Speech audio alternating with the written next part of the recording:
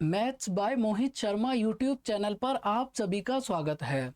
Golden concept series में आज हम बात करेंगे प्रॉफिट एंड लॉस की और देखेंगे कैसे हम प्रॉफिट एंड लॉस के इस टाइप के क्वेश्चंस में चीज़ों को थोड़ा आसानी के साथ सॉल्व कर सकते हैं।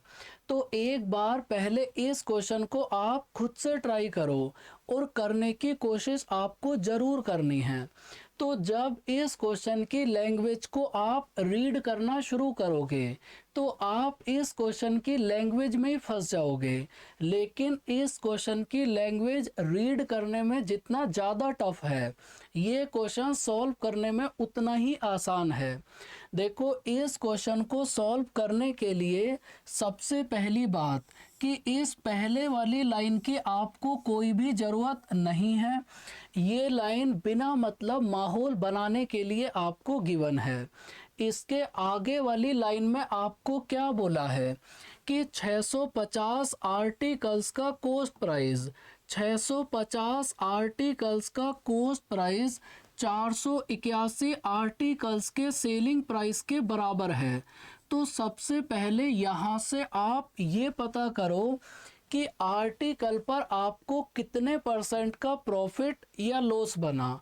तो यहाँ से अगर आप कॉस्ट प्राइस और सेलिंग प्राइस फाइंड आउट करोगे तो आर्टिकल का कॉस्ट प्राइस कितना आएगा 481 यूनिट और सेलिंग प्राइस कितना आएगा 650 यूनिट। अगर 13 से डिवाइड करोगे तो मेरे भाई 13 से डिवाइड करने पर यहाँ पर आएगा 37 और यहाँ पर आपके पास कितना आएगा 50। तो अगर आर्टिकल का कॉस्ट प्राइस है 37 यूनिट और सेलिंग प्राइस है 50 यूनिट, तो आपको यहाँ से पता चलेगा कि आर्टिकल को सेल करने पर हमें कितने परसेंट का प्रॉफिट बना। तो आर्टिकल को सेल करने पर हमें 13/37 इंटू 100 इतने परसेंट का प्रॉफिट बनेगा। तो इस क्वेश्चन की फर्स्ट कंडीशन आपके पास कि अगर 650 आर्टिकल्स का कॉस्ट प्राइस 481 आर्टिकल्स के सेलिंग प्राइस के बराबर हो तो आर्टिकल्स पे आपको इतने परसेंट का प्रॉफिट बनेगा। अब सेकंड कंडीशन में आपको क्या बोला है कि 408 आर्टिकल्स का कॉस्ट प्राइस, 408 आर्टिकल्स का कॉस्ट प्राइस 629 आर्टिकल्स के सेलिंग प्राइस के बराबर है। तो अगर यहाँ से आप कॉस्ट प्राइस और सेलिंग प्राइस का रेशियो बनाओगे तो हमारे पास कितना आएगा 629/408। और अगर इसको आप 17 से डिवाइड करोगे तो 17 से डिवाइड करने पर 17 दूनी 34 और 17 चौके 68, ऊपर कितना आएगा 17 तिया 51 और 17 सतह 119। अब देखो, सेकंड वाले केस में आर्टिकल का कॉस्ट प्राइस है 37 यूनिट और सेलिंग प्राइस है 24 यूनिट। तो इसका मतलब सेकंड वाले केस में आपको कितने यूनिट का लॉस बना, 13 यूनिट का, अपॉन कॉस्ट प्राइस और इनटू 100। तो आपको इस सवाल में यही फाइंड आउट करना है कि ओवरऑल मिलाकर आपको कितने परसेंट का प्रॉफिट या लॉस बनेगा। भाई पहले वाले केस में आपको इतने परसेंट का प्रॉफिट बना और दूसरे वाले केस में आपको इतने ही परसेंट का लॉस बना। तो ओवरऑल मिलाकर आपको 0% का प्रॉफिट या लॉस होगा ना। तो ऑप्शन नंबर बी है सही आंसर। तो इसी टाइप के क्वेश्चंस में आप लैंग्वेज वगैरह में फंस जाते हो। तो लैंग्वेज में किस लाइन की ज़रूरत है और किस लाइन की ज़रूरत नहीं है, इस चीज़ को विशेष तौर पे हमें ध्यान रखना है। जैसे इस क्वेश्चन को सॉल्व करने में इस पहले वाली लाइन की कोई हमें ज़रूरत ही नहीं थी। अब एक बार इस क्वेश्चन को रीड करो और फिर से पहले आप खुद से सॉल्व करने की कोशिश करो। यहाँ पर आपको क्या बोला है कि आपने 15% का डिस्काउंट दिया और आपको 19% का प्रॉफिट हुआ। अगर कॉस्ट प्राइस को 12% इंक्रीज करा और मार्क प्राइस को 10% इंक्रीज करा और उसके बाद आपने 15% का डिस्काउंट दिया तो कितने परसेंट का प्रॉफिट होगा। देखो आपने प्रॉफिट एंड लॉस में एक कॉन्सेप्ट पढ़ा होगा कि 100 minus discount equals to cost price और 100 plus profit equals to mark price. अगर आपने ये कॉन्सेप्ट नहीं पढ़ा तो मैंने इसके ऊपर प्रॉपर वीडियो बनाई है, आप उसको भी एक बार देख सकते हो। बाकी कॉन्सेप्ट हमारे पास क्या होता है, 100 minus discount equals to cost price और 100 plus profit equals to mark price. तो आपने 15% का डिस्काउंट दिया, तो 15% का डिस्काउंट देने पर कॉस्ट प्राइस कितना आएगा, 85 यूनिट। उसके बाद 19% का प्रॉफिट हुआ तो मार्क प्राइस कितना आएगा, 119। तो मेरे भाई आप यहाँ से क्या करो, आप यहाँ से कॉस्ट प्राइस और मार्क प्राइस का रेशियो बनाओ, जो कि कितना आएगा, 5:7। अब देखो परसेंटेज में आपने एक कॉन्सेप्ट पढ़ा होगा कि अगर कोई भी वैल्यूज आपको रेशियोज में गिवन है तो उस रेशियो में आप कुछ भी मान सकते हो जो आपका मन करे। जैसे इन दोनों वैल्यूज का रेशियो है 5:7, तो 5:7 में आप कुछ भी एज्यूम कर लो जो आपका मन करे। अगर आपको आंसर परसेंटेज में फाइंड आउट करना है तो आंसर हर कंडीशन में आपके पास सेम ही आएगा। तो आर्टिकल के कॉस्ट प्राइस को 500 यूनिट और मार्क प्राइस को 700 यूनिट मान लिया। अब कॉस्ट प्राइस में 12% का इंक्रीमेंट करा, तो अगर 500 को 12% इंक्रीज करोगे तो कितना होगा, 560। और मार्क प्राइस पर 10% का इंक्रीमेंट करा, अगर 700 को 10% इंक्रीज करोगे तो कितना आएगा, 770।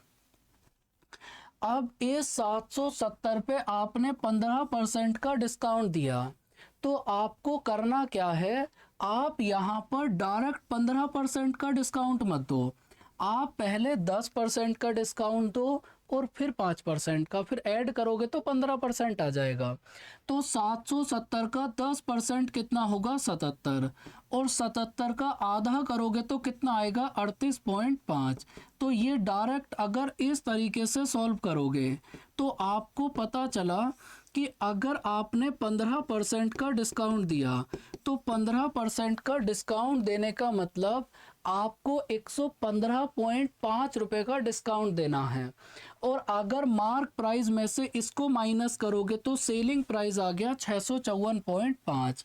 अब कॉस्ट प्राइस है 560, सेलिंग प्राइस है 654.5। तो आपको ये बताना है कि हमें कितने परसेंट का प्रॉफिट बना। तो भाई आपको कितने यूनिट का प्रॉफिट बना, 94/5 अपॉन कॉस्ट प्राइस और इंटू 100। तो यहाँ से 2 जीरो से 2 जीरो कटी, तो 945/56।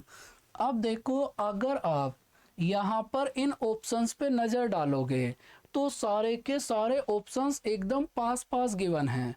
तो इसका मतलब डेसिमल के बाद भी आपको कंप्लीट कैलकुलेशन करनी ही पड़ेगी। डेसिमल के आगे वाली एक डिजिट आप फाइंड आउट कर लो और उस डिजिट के हिसाब से आप अपना आंसर फाइंड आउट कर सकते हो।